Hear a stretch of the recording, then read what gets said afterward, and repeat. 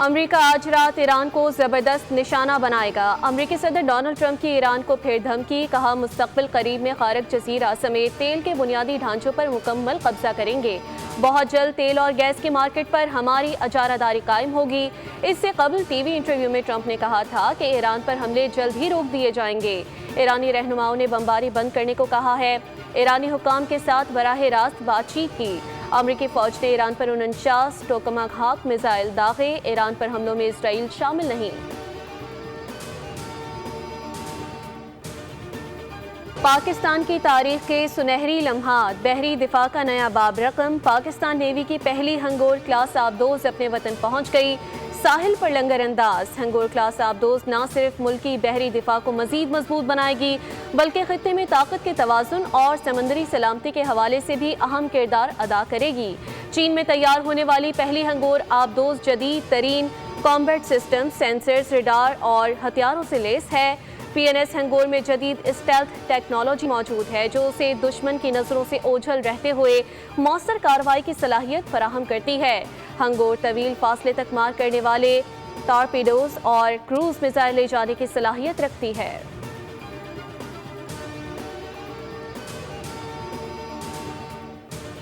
7% G D P growth حاصل کی، جو پچھلے سال 4 سالوں کی بلند ترین فگر ہے۔ ملکی تاریخی کا سب سے بڑا معاشی حجم پر پہنچ چکے ہیں۔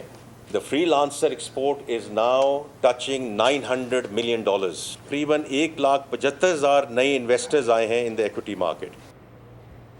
حکومت بحرانوں سے نبرد آزما ہونے میں کامیاب رہی۔ اندرونی اور بیرونی چیلنجز کے باوجود ملکی معیشت نے بہتر کارکردگی دکھائی۔ معاشی ترقی کی شرح نمو 3.7% رہی۔ وفاقی وزیر خزانہ سینیٹر محمد اورنگزیب نے قومی اقتصادی سروے پیش کر دیا۔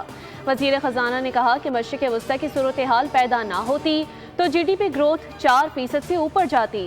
پاکستانی معیشت کا حجم $452 ارب سے اوپر چلا گیا۔ فی کس اوسط سالانہ آمدن $1,751 سے بڑھ کر $1,901 ہو گئی۔ پیٹرولیم سیکٹر میں 5% گروتھ ہوئی۔ جولائی تا مارچ کرنٹ اکاؤنٹ $72 ملین مثبت رہا۔ زرعی شعبے کی شرح نمو 2.89% رہی۔ ڈیری اور لائیو اسٹاک کا زرعی معیشت میں 60% حصہ ہے۔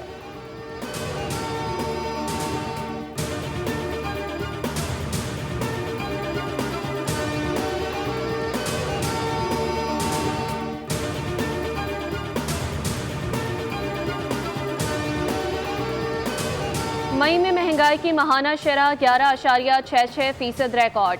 اوسطاً مہنگائی 7.50 سالانہ ہدف کے مقابلے میں 11 ماہ کے دوران 7% رہی۔ ملک کی معاشی شرح نمو 4.2 ہدف کے برعکس 3.7% تک محدود رہی۔ وزیر خزانہ نے کہا کہ ملک میں رجسٹرڈ کمپنیز کی تعداد 3 لاکھ تک پہنچ چکی۔ رواں سال 39,000 نئی کمپنیاں رجسٹرڈ ہوئیں۔ ان کے مطابق مینوفیکچرنگ کے 22 میں سے 16 شعبوں میں بہتری دیکھی گئی جبکہ برآمدات میں بھی اضافہ ریکارڈ ہوا۔ محمد اورنگزیب نے کہا کہ فیفا ورلڈ کپ میں پاکستان کا بنا ہوا فٹ بال استعمال ہوگا۔ سپورٹس کی برآمدات $3 ارب سے تجاوز کر چکی۔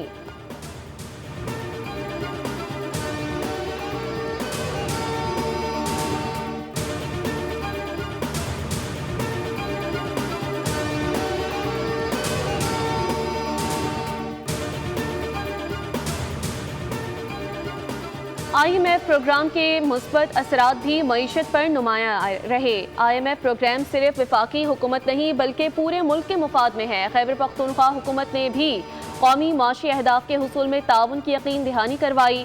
وزیر خزانہ نے واضح کیا کہ ملکی مجموعی قرضوں میں سے 40 سے 45% تک کا قرضہ رعایتی شرائط پر حاصل کیا گیا جبکہ ملک کی مجموعی پیداوار یعنی جی ڈی پی میں قرضوں کا تناسب 68.5% رہا۔ پاکستان نے 4 سال کے طویل عرصے کے بعد دوبارہ یورو بانڈز کا اجرا کیا جبکہ چینی مارکیٹ میں بھی پانڈا بانڈز کامیابی سے جاری کیے گئے۔ بانڈز کا دوبارہ مارکیٹ میں آنا اس بات کا واضح ثبوت ہے کہ عالمی سرمایہ کاروں کا پاکستان کی معاشی پالیسیز پر اعتماد بحال ہو چکا۔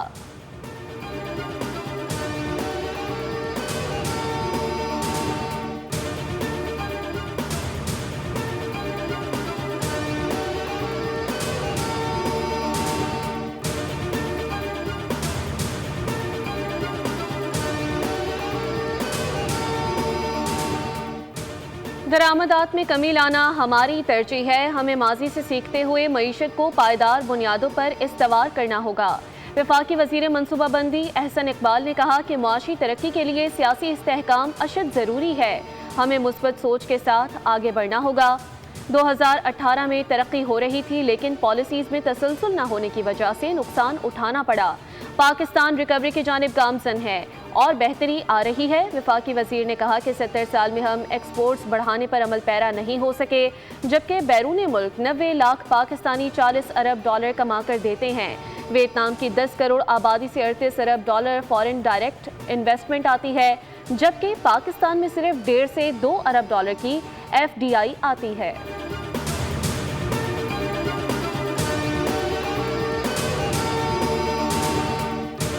وزیر اعظم شہباز شریف نے وفاقی کابینہ کا خصوصی اجلاس کل پارلیمنٹ ہاؤس میں طلب کر لیا۔ ذرائع کے مطابق کابینہ آئندہ مالی سال کے فائنانس بل کی منظوری دے گی۔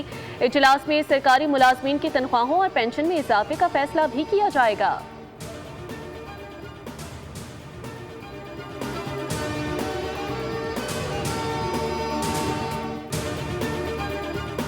وفاقی بجٹ 26-27 کل پیش کیا جائے گا۔ حجم 17,500 ارب روپے سے زائد ہوگا۔ آئندہ مالی سال کے لیے ٹیکس ریونیو کا ہدف 15,267 ارب روپے اور نان ٹیکس ریونیو کا ہدف 2,767 ارب روپے مقرر کیے جانے کا امکان ہے۔ حکومت نے معاشی شرح نمو 4% اور مہنگائی کی شرح 8.2% تک محدود رکھنے کا ہدف رکھا۔ بجٹ میں قرضوں پر سود کی ادائیگی کے لیے 7,824 ارب روپے اور دفاعی اخراجات تقریباً 3,000 ارب روپے رکھنے کی تجویز زیر غور ہے۔ قومی اقتصادی کونسل نے 3,669 ارب روپے کا قومی ترقیاتی پلان منظور کر لیا، جبکہ وفاقی PSDP کا حجم 1,000 ارب روپے مقرر کیے جانے کا امکان ہے۔ تنخواہ دار طبقے کے لیے تقریباً 50 ارب روپے ٹیکس ریلیف پر غور جاری۔ امریکہ اور ایران کے درمیان کشیدگی انتہائی خطرناک حد تک بڑھ چکی ہے۔ امریکی حملوں اور فوجی جھڑپوں کے بعد ایران نے آبنائے ہرمز سے تمام جہازوں کی آمد و رفت بند کر دی۔ ایرانی اعلیٰ مشترکہ فوجی کمان نے کہا ہے کہ آبنائے ہرمز سے گزرنے کی کوشش کرنے والے کسی بھی جہاز کو نشانہ بنایا جائے گا۔ ایران نے امریکی حملے کے جواب میں بحرین میں 5ویں امریکی نیول بیس اور کویت میں امریکی اڈے سمیت 18 اہداف کو نشانہ بنایا۔ عراقی شہر اربعیل میں بھی امریکی اڈے پر میزائل داغے گئے۔